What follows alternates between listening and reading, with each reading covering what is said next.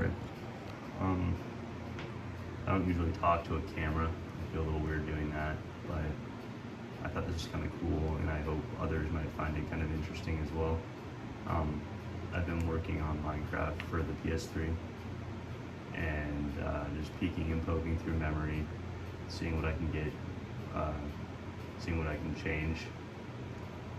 And I found that I can change the world size and also change the render distance. I'm going to try and keep this quick, so I'll just cut over to my super flat world to show that it does actually get larger. Alright, I just finished loading in. I'll grab my map to show my coordinates. I'm going to fly down to the bottom here.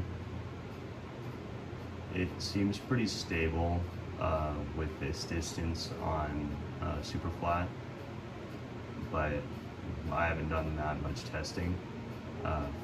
Any further, I would get weird crashes, and any shorter, I don't want it to be any shorter. But I'll just fly over to a corner and show that it does actually let me go this far. I'm just completely off the map, so it doesn't do much for telling me where I am, except for if I'm near a corner.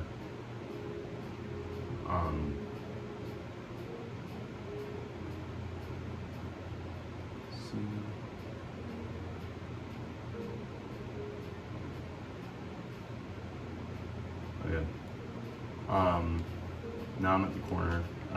You'll see that I cannot actually break stuff here. That's because I'm just a little bit out of bounds. That's just an anomaly with this specific distance. Some will look normal, like a normal world generation, and others will look like this. But once you get into bounds, you can break everything and place whatever you want. And it will all save. I haven't had any problems with saving, unless the game crashes, of course, which I haven't had it crash on this world size. So yeah, I'm gonna just show my my size again, and yeah, now I'll just I'll cut over to demonstrating some render distance stuff. Alright, I'm back into a world, and I've set my render distance to 3, so you can see that it is certainly not large. But everything does load normally. It's just very short draw distance. I wasn't able to, I haven't figured out how to change the fog at all. I spent a bit of time looking at that and trying to research it. I just wasn't able to get anywhere. So yeah, it looks kind of funny, but it works, and it seems to have a performance increase. Like if I were to put it into split screen, I do get a consistently higher frame rate. So that's kind of neat, I guess. I'll cut over to 20 chunks render distance now. Okay, I've loaded back in at 20, or at least what I think is 20.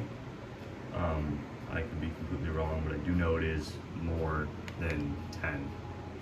And we can start to notice that fog does become an issue. It will render past what I can see. So like some of that there was already loaded in, but I couldn't see any of it.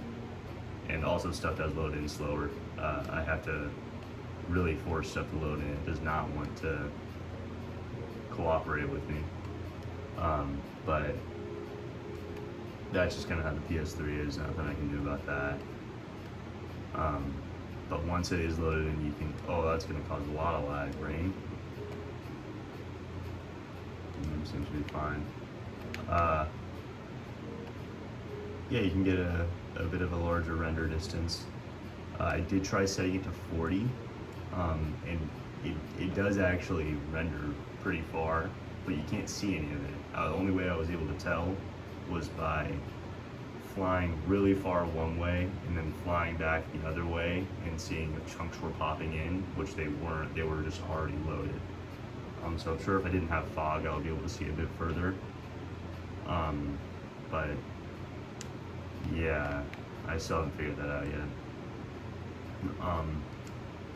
And that's about all I have. I don't know whether I want to try and upload my stuff to the Artemis repository, because I don't know if it has like a significant impact or breaks anything yet. I haven't done enough testing. So far it's just a little proof of concept that you can do it. I still don't know whether you should. I wouldn't trust a world that is using these sketchy settings. Anyways, that's about it. See ya.